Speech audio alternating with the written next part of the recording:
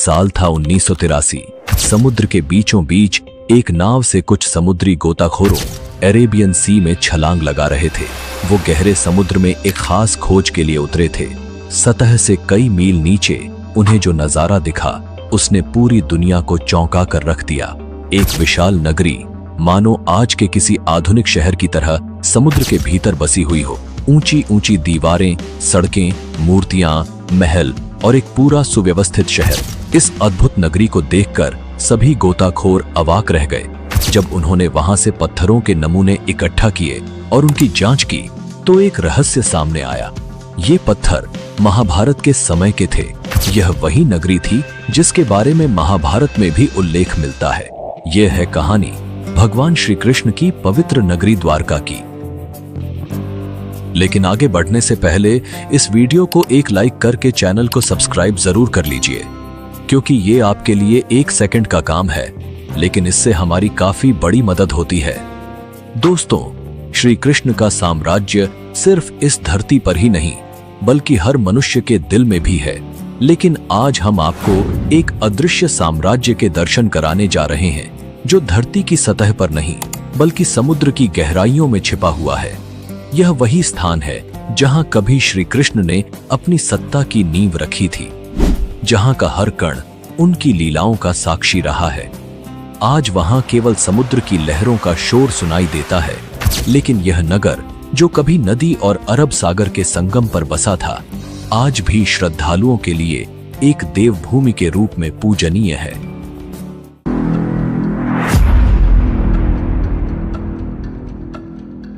विष्णु जी के 4 धामों में से एक द्वारका गुजरात के जामनगर जिले में अरब सागर के किनारे बसा एक छोटा सा शहर है, जहां लाखों कृष्ण भक्त दूर दूर से भगवान की एक झलक पाने के लिए आते हैं।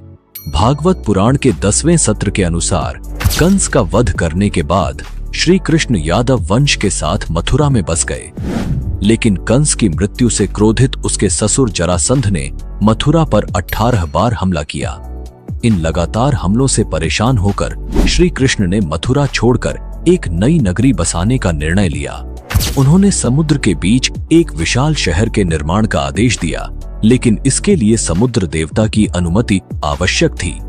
तब श्री कृष्ण ने समुद्र देवता की आराधना की, जिससे प्रसन्न होकर समुद्र देव ने उन्हें 12 योजन भूमि प्रदान की। इसी धरती पर भगवान विश्वकर्मा ने द्वारका का निर्माण किया। द्वारका एक अत्याधुनिक नगरी थी, जिसकी योजना और वास्तुकला आज की शहरी संरचनाओं को भी पीछे छोड़ देती है। सड़कों से लेकर सोने के महलों तक बड़े दरवाजों, बगीचों और तालाबों को अत्यंत सुंदर ढंग से निर्मित किया गया था। इस नगरी के केंद्र में श्री कृष्ण का महल था, जो सबसे आकर्षक और भव्य इमारत थी। जब द्वारका का निर्माण पूरा हो गया, तब श्री कृष्ण ने अपनी योग माया से पूरे यादव वंश को मथुरा से द्वारका ले आए। इसके बाद उन्होंने मथुरा जाकर जरासंध और कालयवन से युद्ध किया और विजय प्राप्त करने के बाद द्वारका लौटकर अपने परिवार के साथ सुख समृद्धि में जीवन व्यतीत करने लगे।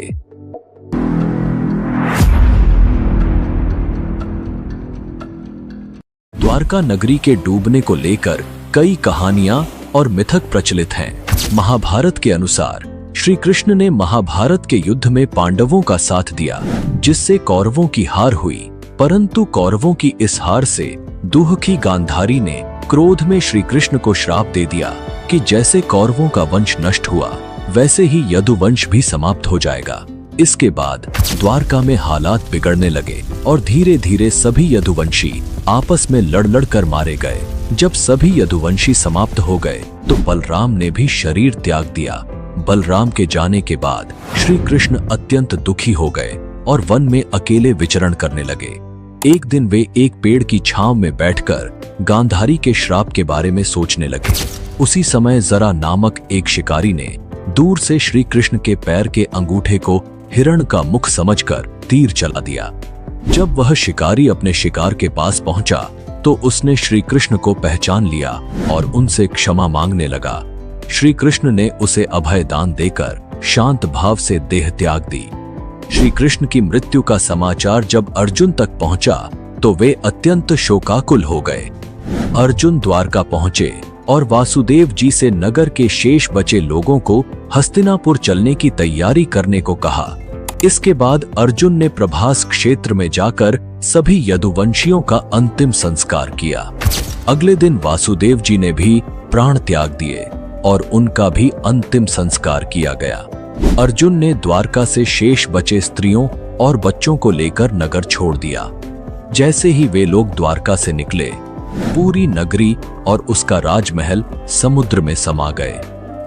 प्रचलित कथाओं के अनुसार गांधारी के श्राप के अलावा श्री कृष्ण के पुत्र साम को भी ऋषियों से श्राप मिला था।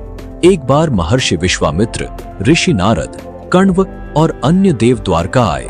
यादव वंश के कुछ शरारती लड़कों ने श्री कृष्ण के पुत्र साम को स्त्री वेश में तैयार कर ऋषियों से मजाक करने की सोची। उन्होंने ऋषियों से कहा कि यह स्त्री गर्भवती है और उनसे पूछा कि गर्भ में पल रहा शिशु कैसा होगा। ऋषियों ने उनका उपहास देखकर क्रोधित होकर श्राप दिया कि इस स्त्री के गर्भ से एक मुसल जन्म लेगा, जिससे पूरे यदुवंश का विनाश होगा।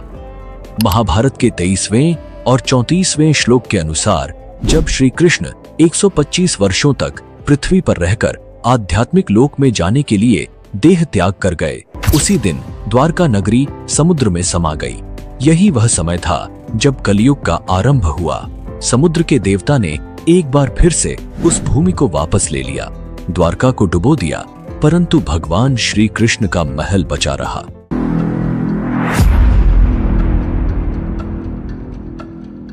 दोस्तों, द्वारका आज भी एक रहस्यमय नगरी बनी हुई है, लेकिन वर्तमान में इसके समुद्र में छिपे अवशेषों की खोज की जा रही है।